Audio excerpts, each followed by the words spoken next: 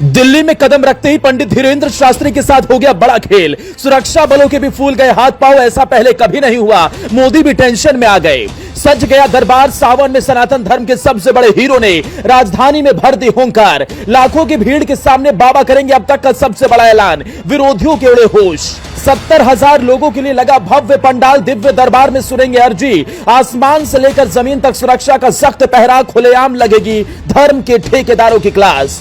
27 साल के लड़के ने बता दिया भारत में कब आएगा राम राज्य। योगी भी यूपी से कहने लगे सपना किया साकार। मोदी की लाइन पर चले धीरेंद्र शास्त्री, मच गया विरोधियों में बवाल। उधर मोदी दिल्ली में अपने मंत्रियों के साथ बड़ी बैठक ले रहे थे, तभी पंडित धीरेंद्र शास्त्री का हेलीकॉप्टर दिल्ली पहुंचा। राजधानी में उतरते ही पंडित धीरेंद्र शास्त्री के साथ वो हुआ जो आज से पहले कभी नहीं हुआ। सुरक्षा बलों के भी होश उड़ गए। सनातन धर्म के सबसे बड़े ध्वजावाहक के खिलाफ 1 मिनट में चारों तरफ हड़कंप मच गया। दिल्ली में पंडित धीरेंद्र शास्त्री हनुमान कथा सुनाएंगे। बाबा का दिव्य दरबार भी लगेगा और ऐसे में पंडित धीरेंद्र शास्त्री एक बार फिर से खुले मंच से लाखों की भीड़ के सामने विरोधियों की ठठरी बांधेंगे। इसी के चलते मौलानाओं की हालत खराब हो गई। पहले बिहार, उसके बाद गुजरात और अब दिल्ली में पंडित धीरेंद्र शास्त्री ने झंडे गाड़ दिए। लाखों की भीड़ देख उड़े होश। मोदी ने भी आज से पहले इतना बड़ा जनसैलाब राजधानी दिल्ली में कभी नहीं देखा था। बाबा का क्रेज देख मुल्ला मौलवी मौलानाओं में मची भगदड़। धर्म का धंधा करने वाले को पंडित धीरेंद्र शास्त्री ने ऐसा जवाब दिया कि मोदी भी बजाने लगे ताली। खुशी से झूम उठा पूरा देश। धीरेंद्र शास्त्री के हेलीकॉप्टर से उतरते ही ऐसा क्या हुआ जो 1 मिनट में चारों तरफ बवाल मच गया। सुरक्षा बलों के भी हाथ पांव फूल गए, वो बताएं, लेकिन उससे पहले जान लीजिए पंडित धीरेंद्र शास्त्री राजधानी दिल्ली में हनुमंत कथा करने वाले हैं और इसे लेकर किस तरीके से बाबा का पंडाल सजा है। बागेश्वर धाम पंडित धीरेंद्र शास्त्री आज से दिल्ली में हनुमंत कथा सुनाने जा रहे हैं। कथा का आयोजन 6 से 8 जुलाई तक पूर्वी दिल्ली के आईपी एक्सटेंशन स्थित रामलीला उत्सव ग्राउंड में होना है।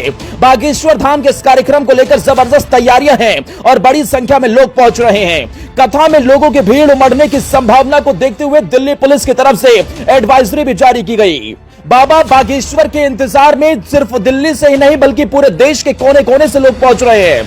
बाबा के सामने अर्जी लगाने के लिए कुछ लोग बंगाल से आए, कुछ लोग मुजफ्फरनगर यूपी से आए। इसके अलावा दिल्ली के अलग अलग कोनों से भी लोग पहुंच रहे हैं। कथा के लिए भव्य पंडाल सजाया गया जिसमें 70,000 लोगों के बैठने की व्यवस्था है। बागेश्वर बाबा यानी धीरेंद्र कृष्ण शास्त्री की कथा सुनने जो लोग आएंगे उनके खाने पीने का भी इंतजाम है। अलग से किचन बनाया गया। एक दिन में हजारों लोगों का खाना इस किचन में बनाया जाएगा। लोगों के खाने के लिए छोले, पूरी, आलू की सब्जी, हलवा तैयार किया जा रहा है। दिल्ली से लोग जो कथा सुनने आना चाहते हैं उनके लिए अलग अलग मेट्रो से शटल भी चलाई जाएंगी।